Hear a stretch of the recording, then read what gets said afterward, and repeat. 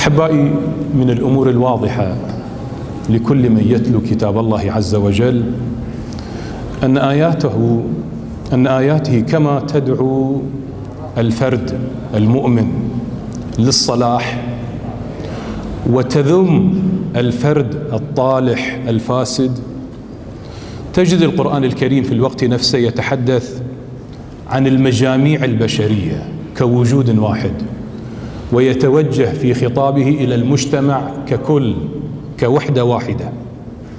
وفي كثير من تلك الآيات إما يستخدم كلمة أمة أو كلمة قوم، فلذا تجده أي القرآن الكريم يذم قوم فرعون كمجموع، فيقول: فاستخف قومه فأطاعوه إنهم كانوا قوما فاسقين.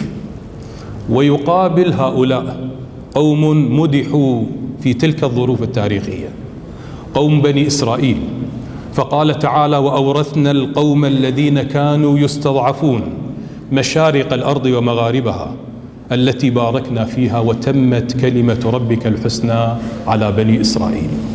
المجموع مقابل مجموع، مجموع فاسد مقابل مجموع صالح. بطبيعة الحال بني إسرائيل الحديث عن تلك الظروف وتلك المرحلة، وإلا تعلمون سرعان من قلبوا على أعقابهم بني إسرائيل، وبسرعة رهيبة، حتى قال عز وجل: وجاوزنا ببني إسرائيل البحر فأتوا على قوم يعكفون على أصنام لهم قالوا يا موسى اجعل لنا إلها كما لهم آلهة. بسرعة انحرفوا. وهذه القصة إخواني تأكدوا أريد منها أن تكون عبرة لأمة النبي محمد صلى الله عليه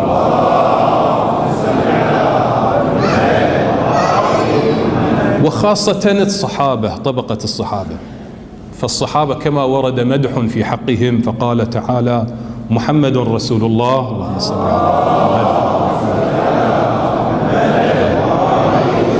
محمد، والذين معه أشداء على الكفار رحماء بينهم، هم نفسهم خاطبهم الله فقال: وما محمد إلا رسول. اللهم صل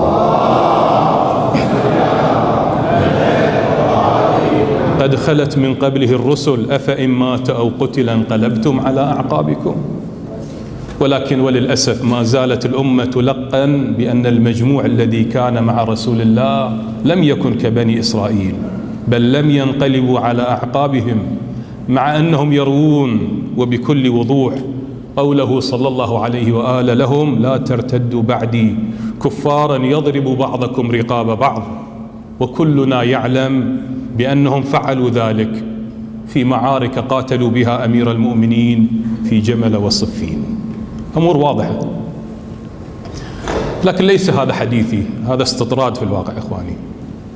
المهم أنك تجد في القرآن الكريم تحديدا واضحا وجميلا للعامل الذي يؤدي إلى صلاح المجتمعات، كما تجده يصرح ويحدد العامل الذي يؤدي إلى فساد المجتمعات. قال عز وجل: ولو أنهم أقاموا التوراة والإنجيل وما أنزل إليهم من ربهم لأكلوا من فوقهم ومن تحت أرجلهم منهم أمة مقتصدة وكثير منهم ساء ما يعملون. إذن مجرد أن يقيموا كتاب الله هذا أساس من أسس صلاح المجتمعات. وأما جوهر المجتمع الطالح هي المفاسد والمعاصي والمظالم التي أجملت في قوله تعالى: ظهر الفساد في البر والبحر بما كسبت أيدي الناس ليذيقهم بعض الذي عملوا لعلهم يرجعون. ولذا إخواني، حينما يتوجه تكليف من الله لإصلاح المجموع، لإصلاح المجتمعات، أحيانا تجد المطالبة الإلهية تتوجه لتغيير النفوس، فيقول عز وجل: إن الله لا يغير ما بقوم حتى يغيروا ما بأنفسهم. وأحيانا تجد التكليف للتغيير وللإصلاح يتوجه إلى الأمر الإلهي بالأمر بالمعروف والنهي عن المنكر، كما قال تعالى: ولتكن منكم أمة يدعون إلى الخير ويأمرون بالمعروف وينهون عن المنكر وأولئك هم مفلحون. وكلكم يعلم أن المجتمعات، كل المجتمعات على مدى التاريخ لا تتكون من نوع واحد من الناس، بل فيه أنواع، حتى مجتمع رسول الله. فمجتمع رسول الله فيه من مدحوا وقيل في حقهم أشداء على الكفار رحماء بينهم. هذا المجتمع نفسه حوى من ذموا، فقال عز وجل: يا أيها الذين آمنوا ما لكم إذا قيل لكم انفروا في سبيل الله اثاقلتم إلى الأرض.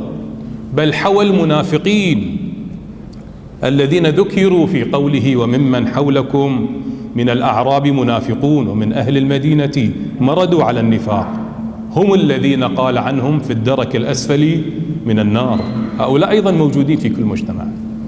وعليه يا إخوان حينما يتوجه أمر بتغيير النفوس، أمر بالمعروف والنهي عن المنكر، يتوجه للطبقة الأولى، للمؤمنين، للذين يطيعون أوامر الله ويجتنبون نواهيه. وهم الوحيدون، أي الآمرون بالمعروف والناهون عن المنكر، الذين ينجون لو قرر الله عذابا على أهل الأرض وذاك المجتمع. أما المساهمون في الفساد أو المتخاذلون عن السعي لرفعه سيشملهم عذاب الله دنيويا وأخرويا أيضا. وهذا صريح القصة التي قرأتموها جميعا عن القرية التي كانت حاضرة البحر، إذ يعدون في السبت إذ تأتيهم حيتانهم يوم سبتهم شرعا ويوم لا يسبتون لا تأتيهم كذلك نبلوهم بما كانوا يفسقون. الناس انقسموا إلى 3 أقسام. وإذ قالت أمة منهم لم تعظون قوما الله مهلكهم أو معذبهم عذابا شديدا. أما الآمرون بالمعروف والناهون عن المنكر قالوا معذرة إلى ربكم ولعلهم يتقون. فلما نسوا ما ذكروا به أنجينا من؟ فقط طبقة واحدة من ال3، فقط الذين كانوا يأمرون بالمعروف وينهون عن المنكر. فلما نسوا ما ذكروا به أنجينا الذين ينهون عن السوء وأخذنا الذين ظلموا بعذاب بئيس بما كانوا يفسقون. فكما تسمعون الذين ظلموا كلمة في القرآن شملت فاعلي المنكر وشملت من لم ينهى عن المنكر. فقط الله ينجي الذين ينهون عن السوء. شملت من قال لم تعظون قوما الله مهلكهم، وتشمل ترى في أيامنا اللي يقول ايش عليك منه خله. هذا ترى مثل هالقول أحيانا، لم تعظون قوما الله مهلكهم. بل يظهر إخواني أكثر من ذلك أن العذاب الإلهي الدنيوي وليس الأخروي يمكن أن يشمل المؤمن أيضا الذي ينهى عن المنكر. وهذا قد يكون معنى قوله واتقوا فتنة لا تصيبن الذين ظلموا منكم خاصة، حتى غير الظالم تشمله. بل روى الكليني عن الجعفري قال سمعت أبا الحسن غالبا الرضا عليه السلام على الأرجح يقول، يعني معترض عليه الإمام الرضا، يعترض عليه على الجعفري: ما لي رأيتك عند عبد الرحمن بن يعقوب؟ فقال إنه خالي هو. فقال إنه يقول في الله قولا عظيما يصف الله والله لا يوصف، فإما جلست معه وتركتنا أو جلست معنا وتركته. فقلت هو يقول ما شاء أي شيء علي منه، خلي يقول اللي يقول أنا ايش علي. هاي عبارة احنا نقولها أحيانا. فقال أبو الحسن عليه السلام: أما تخاف أن تنزل به نقمة فتصيبكم جميعا؟ أما علمت بالذي كان من أصحاب موسى؟ يعني يقول له قصة لما جاوزوا البحر. أما علمت ما أصاب أحد من أصحاب موسى وكان أبوه من أصحاب فرعون، فلما لحقت خيل فرعون موسى تخلف تأخر. ليش تأخر؟ حتى يعظ أباه. تخلف ليعظ أباه فيلحقه بموسى، عسى أن أقنع أبي أن يأتي معي. فمضى أبوه وهو يراغمه حتى بلغا طرفا من البحر فغرقا جميعا، الولد والأب غرقوا. فأتى موسى الخبر فقال هو في رحمة الله، ما عنده عذاب أخروي، هو ما يعذب عذاب أخروي قطعا، هو في رحمة الله، ولكن النقمة إذا نزلت لم يكن لها عمن قارب المذنب دفاع. النقمة إذا نزلت تشمل حتى اللي واقف عند المذنب أحيانا. نعم إخواني، التكليف بإصلاح الفساد وبرفع الفساد عن المجتمعات يتوجه بنحو واضح وجلي للمؤمنين، لمن أمروا بالأمر بالمعروف والنهي عن المنكر.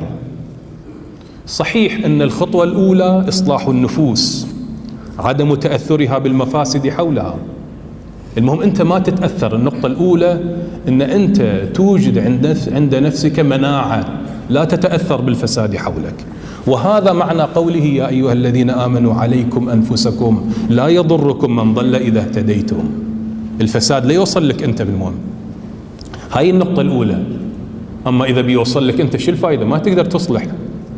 فلا تقل على سبيل المثال فلان الكبير فعل فإذن أنا لي أن أفعل. لا يمكن أن تقول فلان ظلم فإذن أنا يجوز أن أظلمه. لا تقول هالكلام، لأن هذا معنى قاعد تضر نفسك.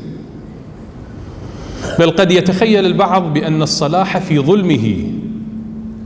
أبدا لا يمكن أن يكون. أنت تصلح لكن من خلال إفساد نفسك. وقد نبه أمير المؤمنين على خطورة هذا التفكير وهو يوبخ بعض جنده، يقول لهم إنكم والله لكثير في الباحات، بالديوانيات يعني قاعدين، قليل تحت الرايات، أما في المعارك ما تيون. وإني والله لعالم بما يصلحكم، أدري شي يفيدكم، يعني السياط تفيدكم تعبيرنا احنا. وإني عالم بما يصلحكم ولكني لا أرى إصلاحكم بإفساد نفسي. أما يجي أصلحكم وأخرب روحي، لا، ما يمكن هذا الشيء. وللأسف هذه القاعدة موجودة حتى في مجتمعنا، خاصة عند النساء في مجتمعنا. مبدأهم طريقتهم في إصلاح الخادمة شنو؟ يقول أنا بصلح الخادمة لكن على حساب دينها. تقول أنا بظلم الخادمة، أنا أدري أني أظلمها، لكن إذا ما أخليها كذي تصير فاسدة، لكن على حساب شنو؟ على حساب دينها، هي تفسد في الواقع. وكأنهن لم يسمعن قوله تعالى يا أيها الذين آمنوا كونوا قوامين لله شهداء بالقسط ولا يجرمنكم شنآن قوم على ألا تعدلوا اعدلوا هو أقرب للتقوى. والخطوة الثانية بعد أن تصلح نفسك ولا تسمح لها بالتأثر، أن تتجه للخارج للمجتمع، بعد أن تميز المعروف والمنكر عن المنكر. لكن أول المجتمع أهم المجتمع أهلك. يا أيها الذين آمنوا قوا أنفسكم وأهليكم نارا وقودها الناس والحجارة. وحينما يقال الأهل مو مقصود الزوجة بس، إذا الإنسان والدته معه، أخته معه، يجب أن يهتم بالجميع، هؤلاء جميعا أهله، ولا يفرق بين الأم والزوجة والأخت، كلهم تحت رعايته وكلهم عياله، ويجب أن يهتم. لا تترجح لا كفة الزوجة على البنت على الأخت، ولا الأخت على الزوجة، ولا الأم على الزوجة. يجب أن يعطي كل ذي حق حقه. نعم إخواني، أعيد أقول إخواني، هذا التكليف يتوجه للمؤمنين. إصلاح أنفسهم أولا هو معنى ما يدعو إليه الله، إن الله يأمر بالعدل والإحسان وإيتاء ذي القربى وينهى عن الفحشاء والمنكر والبغي يعظكم لعلكم تذكرون. هذا معنى ما في قوله المؤمنون والمؤمنات بعضهم أولياء بعض يأمرون بالمعروف وينهون عن المنكر. لذا يجب أن تعيش كما تعيش الخوف على نفسك وإصلاح نفسك، تعيش ما في قوله إنما المؤمنون الذين إذا ذكر الله وجلت قلوبهم وإذا تليت عليهم آياته زادتهم إيمانا وعلى ربهم يتوكلون. يجب أن تعيش هم الناس حولك، إصلاح الناس حولك، السعي لإصلاحهم بكل ما أوتيت من قوة. وليس الأمر بالمعروف والنهي عن المنكر إلا أول الخطوات إخواني.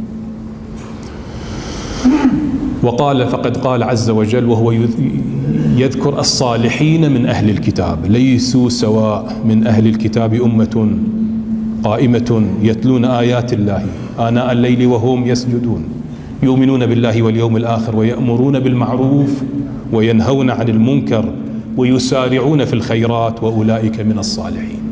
إذن مو بس تتلو آيات الله وتتعبد وتترهب، لا، تأمر بالمعروف وتنهى عن المنكر وتسارع في الخيرات. لا تقول لا ينفع، لأنه حتى لو سلمنا أنه لا ينفع، لكن هذا لا يجيز لك الاستراحة إليهم، إلى أهل المنكر، والتراخي معهم ومخالطتهم. وقد قرأت لك مدى فظاعة مخالطة أهل المنكر وتحذير الإمام الرضا عليه السلام من مقاربتهم خوفا من أن ينزل عليك عذاب إلهي، عليهم عذاب فيشملك. هذا ما نبه عليه القرآن من عدم الجلوس مع أهل المنكر حينما قال: وقد نزل عليكم في الكتاب أن إذا سمعتم آيات الله يكفر بها ويستهزأ بها فلا تقعدوا معهم حتى يخوضوا في حديث غيره إنكم إذا مثلهم إن الله جامع المنافقين والكافرين في جهنم جميعا. روى الكليني بسند صحيح عن شعيب العرقوني: سألت أبا عبد الله عن الآية شنو مقصود فيها؟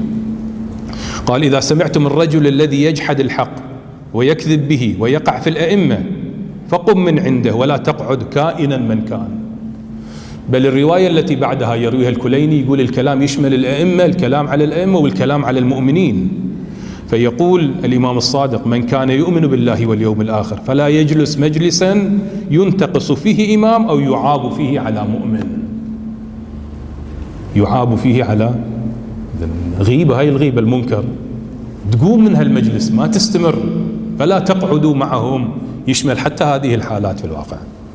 بل عليك أيها المؤمن أن تتبنى سياسة واضحة في علاقاتك، العلاقات التي تقيمها سياسة تستقيها من القرآن والعترة. روى الكليني عن الباقر عليه السلام قال لي علي بن الحسين، يعني أبوه علي بن الحسين عليه السلام: يا بني انظر 5 فلا تصاحبهم ولا تحادثهم ولا ترافقهم في طريق. يحدد لك أنواع الناس اللي تعايشهم، اللي تخالطهم واللي ما تخالطهم، لازم 5. فقلت: يا أبا من هم؟ فقال: إياك ومصاحبة الكذاب فإنه بمنزلة السراب يقرب لك البعيد ويبعد لك القريب، وإياك ومصاحبة الفاسق فإنه بائعك بأكلة وأقل من ذلك، الفاسق يبيعك بأقل شيء، وإياك ومصاحبة البخيل فإنه يخذلك في ماله أحوج ما تكون إليه، وإياك ومصاحبة الأحمق فإنه يريد أن ينفعك فيضرك.